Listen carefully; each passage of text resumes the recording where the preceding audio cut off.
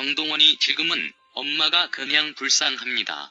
저는 더한 경우였지요. 엄마가 하루아침에 집을 나가버렸고요. 바람나서 집안 살림도 다 가지고 전세금마저 뺏어 갔어요. 정말 비정한 엄마였죠. 중1 때부터 엄마란 단어는 내 사전에서 지워졌습니다. 보고 싶은 적도 미운 적도 없이 그냥 없는 존재였어요. 엄마가 10여 년 지나서 찾아왔더군요. 좋지도 않고 어색하고 왜 왔나 싶었습니다. 아무 일도 없었다는 듯 나타나 용돈 쥐어주고 갔어요. 그 뒤로 또 20여 년이 되었는데요. 아직도 엄마와의 사이는 어색한 편이지만 희미하게 이어져 있어요.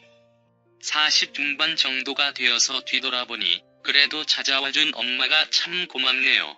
대단한 용기였겠죠. 거절당할까 두려웠을 테고요. 엄마를 다시 만나보니 내 인생, 나 자신에 대한 여러 퍼즐이 맞춰지더군요. 역사적으로 또 생물학적으로 나와 닮은 또 한 존재를 보며 저를 이해하는 중요한 한 조각이 되었고요.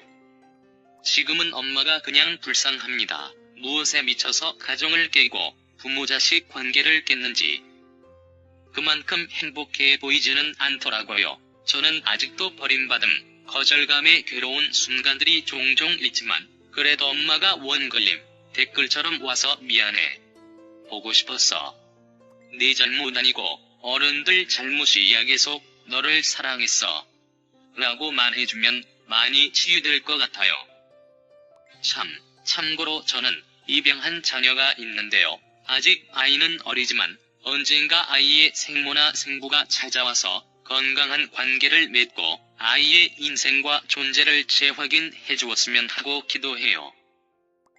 그것이 우리 아이에게 얼마나 큰 치유가 되는지 아니까요. 물론 아프기도 하겠지만요.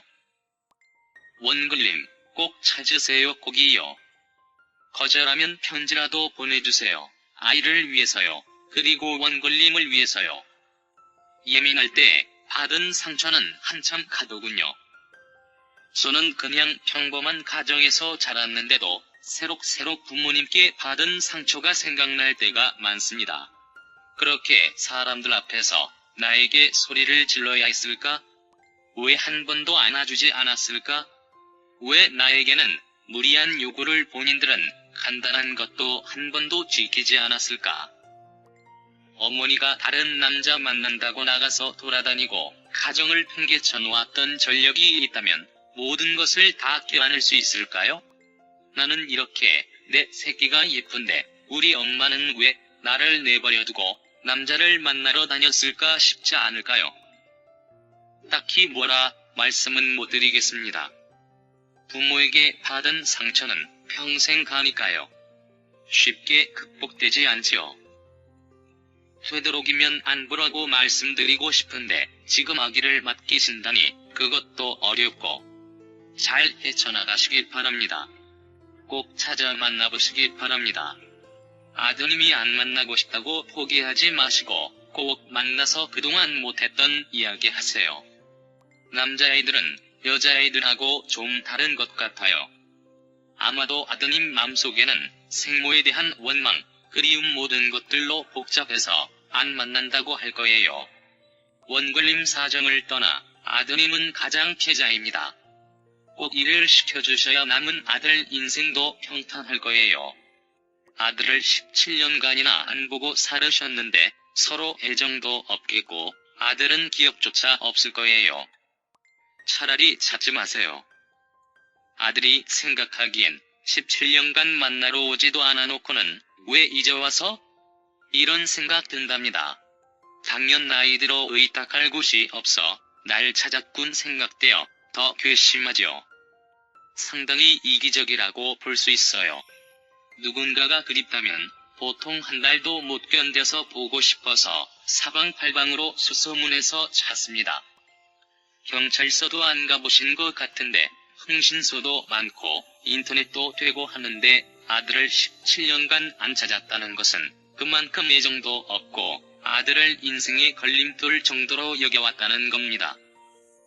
그걸 아들이 모를 리가 있나요? 어쩌다 만나신다 해도 꽤 어색하고 마치 먼 친척같이 인식될 뿐입니다.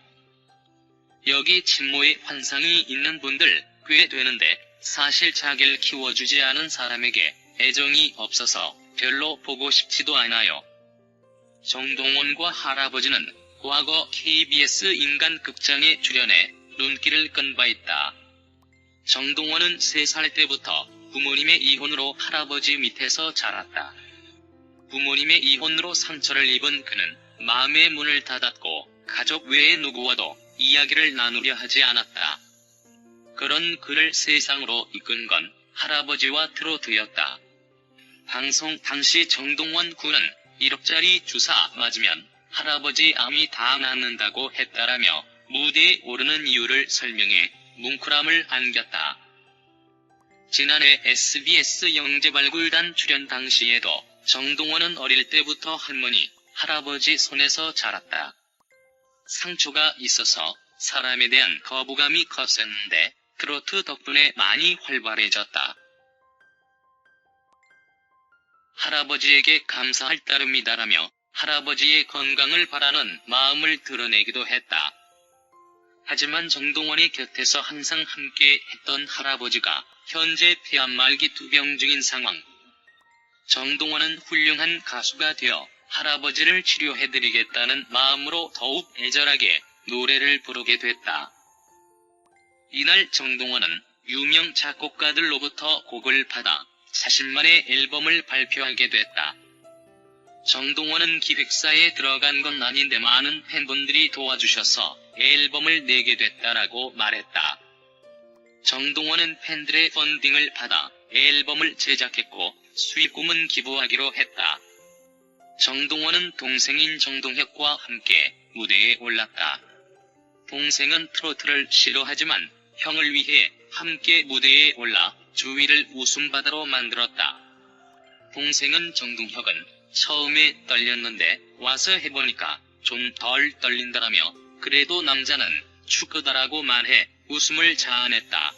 이날 정동원은 영재발굴단 출신 천재 피아니스트 김요한과 함께 멋진 아리랑 무대를 완성해 눈길을 사로잡았다. 정동원은 멋진 색소폰 실력까지 선보였다. 김요한은 동원이는 연습할 때보다 더 잘하는 것 같다라고 말했다. 정동원은 평소 팬이라는 유산슬의 사랑의 재개발을 열창했다. 그때 유산슬이 무대로 등장했다. 정동원은 깜짝 놀랐고 두 사람은 사이좋게 듀엣 무대를 선보였다. 유산슬은 존경하는 정동원 선배님이 단독 콘서트를 한다고 해서 찾아왔다라며 선배보다 의상이 과해서 미안하다. 나보다 나이는 어리지만 팬도 많고 노래도 잘하는 선배라고 깍듯하게 인사해 주위를 웃음바다로 만들었다.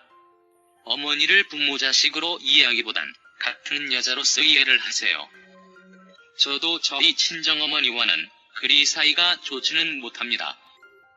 부모 자식 간의 정으로는 많이 서운하지만 다만 같은 여자로서 이해하려고 합니다만 서운한 마음은 감출 수 없습니다. 베풀기보단 받기만 원하시는 모습이 정말 싫지만